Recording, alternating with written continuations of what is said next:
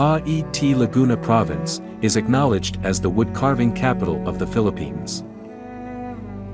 This reputation dates back to the town's founding in 1580 when Franciscan friars discovered that residents had a talent for woodcarving, using baticuling wood, a native tree species, ideal for making religious images, or santos.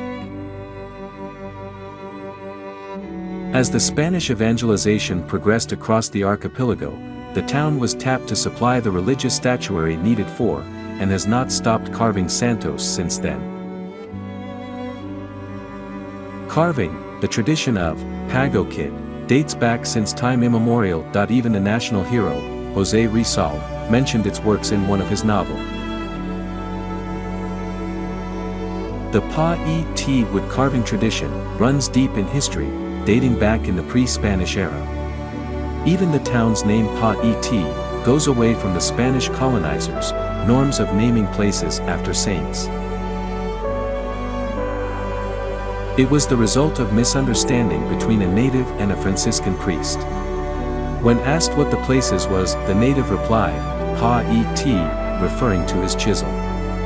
Though the priest was asking about the tool he was using. By 1580, Pa-etnians honed their craft by carving retablos and images used to ornate the churches in town and neighboring towns in Laguna, Philippines.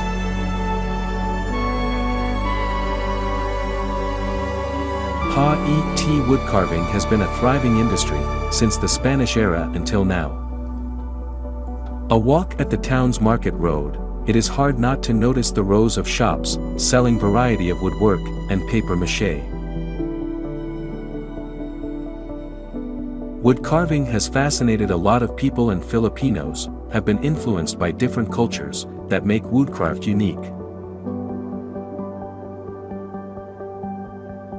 Santos remain a living tradition of religious iconography and folk art in Mexico, the Philippines, Puerto Rico, and some other country.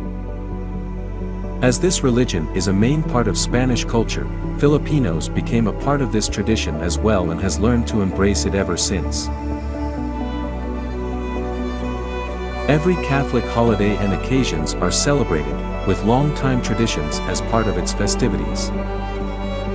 One of the most popular occasions in the Philippines is the Holy Week, otherwise referred to as Semana Santa.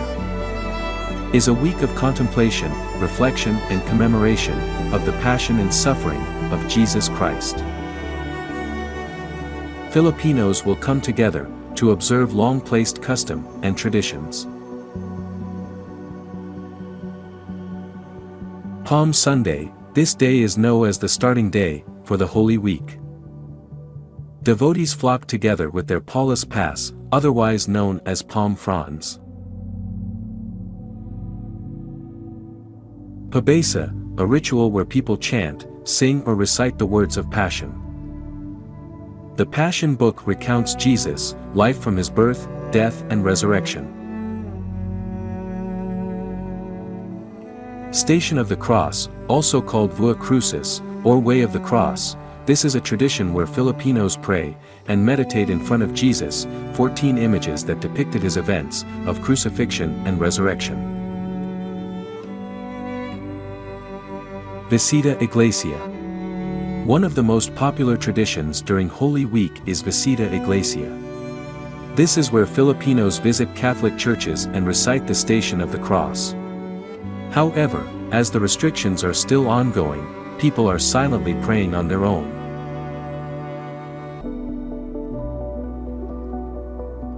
Fasting and abstinence. The observance of fasting and abstinence is done in solidarity of Jesus' sacrifices for mankind. Throughout the Holy Week, people avoid eating meat or reduce mealtime. Others let go of their guilty pleasure, such as drinking alcohol or smoking. Common customs and traditions during Holy Week, depending on who you ask, most people, especially the senior members of the society, gear towards following these long-standing traditions. Salubong. Considered as the final highlight of the Holy Week, Salubong is done during Easter Sunday. It depicts the reenactment of Jesus' first meeting with Mary. Holy Week also expresses the strong unity amongst Filipinos who share a love for traditions and cultural values. Like and subscribe.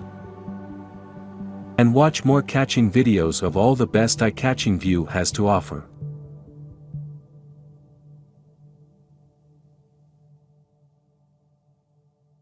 Thanks for watching.